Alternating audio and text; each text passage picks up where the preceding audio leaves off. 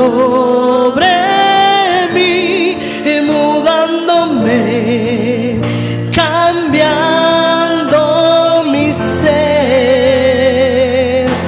Mi espíritu y mi alma se están llenando con el poder de tu Espíritu Santo.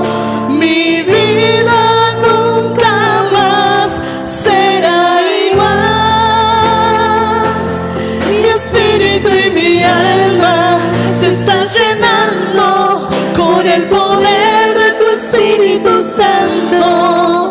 Mi vida nunca más será igual, nunca más. Mi vida nunca más será igual, nunca más. Mi vida nunca más será igual. Sí, Señor.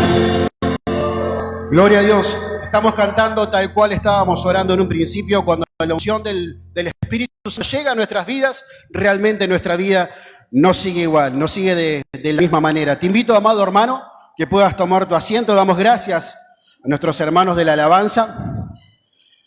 No se quede muy lejos porque no va a ser muy largo. Va a ser algo sencillo. ¿Saben? Yo había preparado otra palabra, pero el Señor no lo quiso y vamos a hablar de otra palabra que va a ser de poder, que va a ser de bendición para nosotros en esta noche. Saludamos a cada uno de los que están mirándonos también a través del streaming, a través de las redes sociales. Los saludamos, los bendecimos en el nombre de Jesús. Desde acá, desde Tiempo de Renuevo, sea donde sea que te encuentres, que el Señor te bendiga y estate atento porque esta palabra también es para tu vida. ¿Saben? Si ustedes me quieren acompañar, vamos a estar compartiendo la palabra del Señor en el segundo libro de Samuel, es decir, en segunda de Samuel, capítulo 11, versículo 1. Vamos a leer una historia que para gran parte ya es conocida. Y vamos a centrarnos sobre un punto en especial del cual quiero hablarles en esta noche. Y estoy convencido que en el nombre de Jesús va a ser de bendición para su vida. ¿Sabe? Cuando yo oraba, siempre me gusta comparar la palabra del Señor con una semilla. Sin ir más lejos, también me quedó grabada una prédica del pastor Pablo, una vez que hablaba acerca de la palabra como una semilla. Y yo siempre lo relaciono de esa manera, porque si nosotros preparamos nuestro corazón, que es la tierra, si nosotros a la palabra la dejamos entrar en nuestro corazón y nosotros, es trabajo nuestro, es labor nuestra poder preparar nuestro corazón para recibir la semilla. Si esa semilla nosotros la cuidamos, la cultivamos, esa semilla va a ser de bendición y va a ser de beneficio para nosotros, porque al fin y al cabo el beneficio de la siembra y la cosecha se la lleva al agricultor. Es decir, que si nosotros cultivamos esa semilla, que es la palabra del Señor en nuestras vidas, los mayores beneficiados de la palabra del Señor vamos a ser nosotros. Y hoy, antes de comenzar la prédica, oraba por eso, oraba para que el Espíritu Santo prepare cada corazón y que realmente esta palabra pueda ser de bendición para nuestras vidas, que no sea un domingo más, no sea un domingo más que asistimos a la iglesia, al culto, que adoramos, sino que realmente usted, amado hermano, pueda atesorar esta palabra en su corazón. Que no sea un oidor olvidadizo que salga de acá, suba al colectivo, su auto, su bicicleta y se olvide de la palabra, que las ocupaciones de mañana, que todas las cosas que tenga que hacer mañana y las ansiedades del día de mañana le roben la palabra, sino que durante la semana usted pueda meditar en esta palabra y pueda ser de bendición para su vida. Leemos en el nombre de Jesús. En 2 de Samuel, capítulo 11, podemos encontrar que dice: aconteció el año siguiente, en el tiempo que salen los reyes a la guerra, que David envió a Joab, y con él a sus siervos y a todo Israel. Y destruyeron a los amonitas y sitiaron a Rabá, pero David se quedó en Jerusalén. Versículo 2 dice: y sucedió un día, al caer la tarde, que se levantó David de su lecho y se paseaba sobre el terrado de la casa real, y vio desde el terrado a una mujer que se estaba bañando, la cual era muy hermosa. Versículo 3. Envió David a preguntar por aquella mujer, y le dijeron: aquella es Betsabé, hija de Eliam, mujer de Urías Eteo. Es decir, esta mujer tenía marido. El 4 dice: y envió David mensajeros, y la tomó y vino a él, y durmió con ella. Luego ella se purificó de su inmundicia, y se volvió a su casa. Último versículo dice: y concibió la mujer, y envió a hacerlo David, a saber a David, diciendo: estoy encinta, estoy embarazada, estoy esperando un hijo. Acá podemos observar, si podemos leer un poco la historia de lo que estaba atravesando David en estos años, podemos observar que nosotros en este año, el 2021, por medio de la boca de nuestro pastor, el Señor ha decretado que este es el año de la conquista. Este es el año de la conquista. De hecho, el primer capítulo de Josué ya se nos está haciendo carne a todos, lo estamos leyendo, lo memorizamos siempre. Y sabemos que es el año de la conquista, y para que haya una conquista, obviamente, esto demanda que haya una batalla, demanda que haya una guerra, es decir, va a haber pelea, va a haber conflicto, va a haber un frente de batalla, en el cual nosotros tenemos que alistarnos y tenemos que presentarnos todos los días. Pero acá podemos observar que David, antes de pasar todo esto, en los años anteriores, déjeme que le comente rapidito, David había sido instruido en batalla ya desde chico, como nosotros. Nuestro pastor siempre nos prepara para la guerra espiritual. El pastor no nos vende un evangelio aguachento, como muchas veces se suele decir, sino que Él nos vende una buena doctrina, nos enseña una buena doctrina y nos enseña que siempre tenemos que pelear, que siempre va a haber batallas en nuestras vidas, sean grandes, sean chicas, sean batallas de todo el cuerpo de la iglesia, o sean batallas personales, íntimas, que tenemos que batallar nosotros, pero en todo momento va a haber una batalla para nosotros que se va a librar. Y nosotros hemos instruido, nos ha preparado el Señor para que nosotros podamos batallar, para que nosotros podamos ir realmente a la guerra. Es decir, nosotros también nos podemos comparar con David, porque David había sido instruido ya desde chico. Podemos conocer que David, él peleaba para poder defender a su rebaño, peleaba con las fieras del campo. Él derribaba a las fieras del campo. Y vos decís, era un niño, sí, pero ya estaba instruido. Ya para él la guerra era algo más. Es como para nosotros quizás a los varones el fútbol. Es algo más la guerra para David en ese tiempo. David en años anteriores había llevado el arca a Jerusalén. Es para meternos un poco en el contexto, para poder meternos un poco en la situación que estaba atravesando David. Este muchacho venía de ganar guerras, venía de pasar momentos muy buenos, venía de tener la victoria siempre. De hecho, antes de ganar las guerras había llevado el arca del Señor, lo había llevado a Jerusalén. Después podemos encontrar en el versículo 7, si no me equivoco, de 2 de Samuel, podemos encontrar que el Señor, Dios mismo, quiere hacer un pacto con David. Él decide hacer un pacto con David. Luego de esto, David atraviesa años de victoria y de conquista con su ejército. Habían vencido a los filisteos y a Moab, matando al rey Soba. Cuando él mata al rey, significa que el rey estaba en batalla. Los reyes en ese tiempo acostumbraban a ir a la batalla, son los que sacaban al ejército y los que entraban al mismo ejército. Y los reyes ponían su vida en riesgo también a ir a la batalla. Él había matado al rey Soba y a 43.700 hombres, y Jehová le dio la victoria por donde quiere que él fuera. En 2 de Samuel, capítulo 8, versículo 6, podemos encontrar que el Señor siempre le daba la victoria a David. Por donde él quiera que él iba, el Señor iba y le daba la victoria. Ya lo habían pactado de esa manera.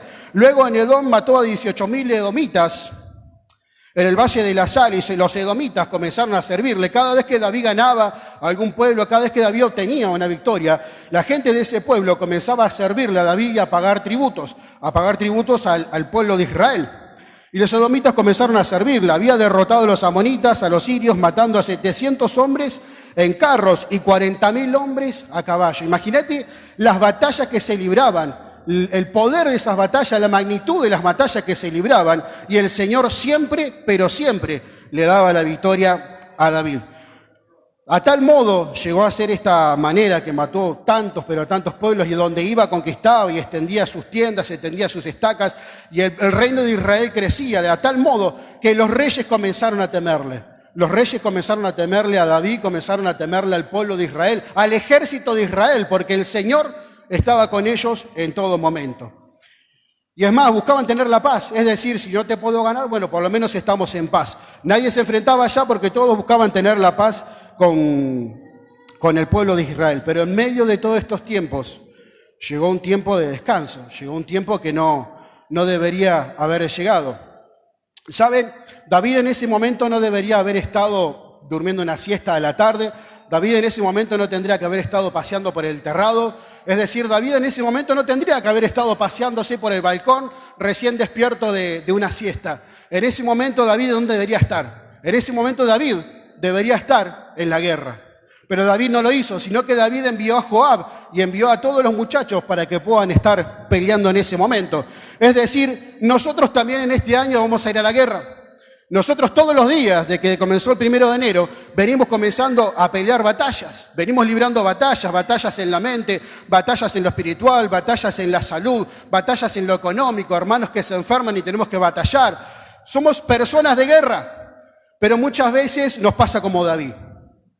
Y la pregunta que yo te hago en esta noche, amado hermano, David no estaba donde tenía que estar. Y muchas veces nosotros también huimos de las guerras. Muchas veces nosotros en la lista de presentes de la guerra no está nuestro nombre. Y si no estamos donde tenemos que estar, ¿en dónde estamos? Si no hacemos lo que el Señor demanda que nosotros hagamos, ¿qué es lo que estamos haciendo? Si no nos movemos en la guerra, en los tiempos que el Señor quiere que nosotros nos movamos, ¿cómo nos estamos moviendo? Si no está yendo la guerra, querido hermano, ¿a dónde está yendo? ¿A dónde nos estamos moviendo? Saben, hay algunas, en ese momento David, creo que una de las características que lo podía describir es que estaba pasando una situación quizás de ocio. Él se despertaba a la tarde, ni siquiera temprano, se despertaba a la tarde, caminaba por el terrado y bueno, vio una muchachita, una vecina que se estaba bañando y pasó lo que tenía que pasar, ya lo leímos en la historia. Y algunos de los síntomas también en nuestra vida espiritual que nos hacen notar que nosotros nos estamos volviendo ociosos, que nosotros nos estamos a desviar de la mirada, que nos estamos desviando la mirada del camino, estamos mirando hacia un costado, puede llegar a ser la apatía espiritual, cuando nosotros comenzamos a ponernos apáticos, cuando ya nos da lo mismo orar o no orar, cuando no tenemos una respuesta frente a la necesidad del hermano, cuando, un ejemplo, al grupo mandamos que hay un pedido de oración y ni siquiera nos tomamos el trabajo de orar. Cuando pasamos frente a un necesitado y ya no se nos conmueve el corazón de poder ayudar a esa persona. Comenzamos también a tener algunos malos hábitos, como por ejemplo se puede comparar con David, que David miró a la vecina. Puede comenzar la doble mirada, la segunda mirada, en varones, en mujeres. Podés comenzar a ver la segunda mirada. Pasa una muchacha muy hermosa, varón, y ya no la mirás una vez, sino que la mirás 2 veces, buscando satisfacer tu carne, buscando algo carnal. Comienzan ese tipo de miradas. Comenzamos a dejar que las batallas se libren por sí solas y ya no asistimos. Cuando vos estás con el Espíritu Santo está en tu vida y cuando realmente vos te dejás guiar por el Espíritu Santo, frente a cada mal pensamiento, usted me va a dar la razón, frente a cada mal pensamiento, frente a cada mala idea, frente a cada mal deseo, una persona llena del Espíritu Santo, ¿qué es lo que hace? Lo resiste. La palabra del Señor dice, resistí al diablo y él huirá de vosotros. Cuando nosotros estamos llevando una vida de relación con el Espíritu Santo, cuando nosotros estamos encendidos, cuando estamos alistados en la guerra, comenzamos a resistir los malos pensamientos, comenzamos a resistir los malos deseos, los malos pensamientos en nuestras vidas que quieren enfrentarse a nosotros todos los días. Pero una persona que se está volviendo apática, una persona que quizás se está volviendo ociosa en su vida espiritual, ya deja de batallar. Quizás vino un pensamiento, bueno, me distraje con otra cosa y ya está. Y ese pensamiento después crece, porque cada pensamiento es una semilla en nuestra mente, empieza a crecer y ya no es solamente un pensamiento, sino que ahora es un deseo. Y una vez que comienza ese deseo, ya realmente después se puede convertir en un acto. Ya vemos la manera de llegar a concretar ese acto, lo que comenzó como una mala idea, lo que comenzó como un mal pensamiento y que nosotros no resistimos. Ahora estamos buscando la manera de poder hacerlo de manera encubierta y tratamos de justificarnos inclusive delante del Señor. Soy débil del Señor, es la carne, pero es realmente que no somos nosotros que estamos ociosos en ese momento. Comenzamos a movernos, comenzamos a manejar nuestra vida por lo que nosotros pensamos o por lo que nosotros queremos, lo que necesitamos, y dejamos de hacerlo por lo que Dios quiere para nuestras vidas. Ya no nos movemos por lo que el Señor quiere que nosotros hagamos. Pero en medio del 2021 es un año de conquista, vamos a tener muchas batallas que también podemos perder de vista nuestro objetivo. Podemos mirar un costado del camino y relajarnos. Por eso te invito, amado hermano, que podamos observar 2 puntos. En esta prédica vamos a ver 2 puntos y vamos a ver qué es lo que el Señor no espera que hagamos nosotros en medio de la guerra, y también vamos a ver qué es lo que el Señor espera, cuál es la actitud correcta que debemos tener nosotros, qué es lo que el Señor espera, qué es lo que el Señor esperaba de David en ese momento. Lo que el Señor esperaba de David era que vaya a la guerra, pero no sucedió de esa manera. Podemos ver como primer punto, es que Él no está esperando de parte de nosotros que nos desviemos del camino ni que tomemos un momento de ocio. ¿Saben? Siempre mi madre me ha enseñado que velar es estar despierto todo el día. Si yo le dijera a ustedes, si ustedes están esperando una noticia grande, están esperando una gran bendición para su vida, y yo te digo, en algún momento del día voy a ir. En algún momento del día voy a ir y te voy a llevar lo que vos tanto estás necesitando, lo que vos, esa cosa urgente que vos necesitás, eso que vos le estás pidiendo al Señor. En algún momento del día, lunes, voy a ir a tu casa. Yo creo que vos estarías parado en la puerta de tu casa todo el tiempo, esperando a ver en qué momento llega la persona con eso que vos estás necesitando. O si yo te diría que en el transcurso de la noche van a entrar a robar a tu casa, yo creo que vos no pegarías un ojo en toda la noche. Estarías totalmente velando, estarías despierto, esperando que llegue el ladrón, o quizás ya te alertaste a la policía, porque sabés que algo va a pasar. Eso es velar. Velar es estar todo el tiempo despierto. El momento de ocio en la guerra, sabemos que en la guerra no se puede descansar. El momento de ocio en una guerra es un momento en el que nosotros, como soldados, pasamos a estar vulnerables. Pasamos a estar vulnerables ante cualquier ataque del enemigo. Cualquier ataque que el enemigo quiera hacernos a nosotros, grande o pequeño. Nosotros, por estar ociosos, por estar descansando, por no estar en el lugar que teníamos que estar, que es en el frente de batalla con todo el pueblo, nosotros quedamos vulnerables. Y de esa manera le pasó a David. Y cuando nosotros quedamos vulnerables, no crea que esto es pavada, no crea que esto es, bueno, quizás durante la cuarentena nos conformamos con los videos en vivo, sabían que eran los miércoles al mismo horario, los viernes y los sábados y domingos, y quizás entramos en esa apatía de relajarnos un poco, de decir, bueno, también ya no batallo tanto en lo espiritual, quizás ya no soy un hombre, una mujer, no soy un joven de guerra espiritual, ya perdí un poco la intimidad del Señor, sé cómo se mueve, sé que quizás el fin de semana voy a la iglesia y ese fuego se puede reactivar, pero llega el miércoles, llega el jueves y quizás las pilas no son tanto, quizás el aceite en la lámpara ya comenzó a escasear y se nos vuelve algo monotemático. Se nos convierte en una costumbre de poder estar reanimando esa llama los fines de semana y depender de la espiritualidad de otro, depender si el pastor te oró, depender si tu líder te llamó, te compartió una palabra, se oró por tu vida. Y nos ponemos totalmente apáticos y ociosos. Créeme que eso trae consecuencias. Bastó con una sola tarde, bastó con solamente un día de ocio de David para que él salga al terrado y pueda ver a Betsabé desnuda bañándose y cometer el pecado. ¿Saben? Como les dije, estuvo la primera mirada de David. Después David la deseó. Hubo una segunda mirada en donde David la deseó. Y después ya comenzó a maquinar en su cabeza, empezó a pensar cómo llevar a cabo ese deseo que él tenía. Porque él cuando la vio desnuda, en lo que pensó es en acostarse con ella. De hecho, manda a preguntar quién era esa muchacha, a sus sirvientes, a las personas que trabajaban para él. Y le dicen, es la mujer de Urías Eteo. Y vive al lado, es vecina. Entonces él la mandó a llamar y dice que durmió con ella. Es como les estaba diciendo, a veces es un mal pensamiento que nosotros no batallamos, una idea que entra a nuestro corazón, que entra a nuestra mente y nosotros no la batallamos. Después buscamos la manera de llevarlo a cabo, buscamos la manera de cometer ese deseo, ese mal pensamiento, ese mal deseo que tenemos para nuestro corazón. Y así le pasó a David. Y esto trajo consecuencias, hermano, cuando nosotros nos ponemos ociosos, cuando nosotros dejamos de batallar. Porque les puedo asegurar, como dijimos en un principio, que en un año de conquista se tienen que librar batallas. Si nosotros dejamos de batallar, eso trae consecuencias para nuestras vidas, trae consecuencias para nuestra familia, trae consecuencias para nuestras generaciones. Y son consecuencias devastadoras. De hecho, David tuvo un hijo y ese hijo murió.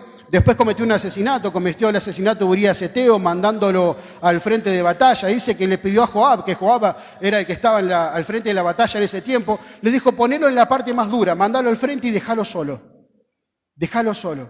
Es un terrible asesinato que cometió David en ese tiempo. Y después cuando el profeta lo enfrenta, cuando el profeta, el hombre del Señor lo enfrenta a él, por el pecado que él había cometido, le dice algo que a muchos se le pone la piel de gallina cuando lo leen, que dice que la espada siempre va a visitar sus generaciones.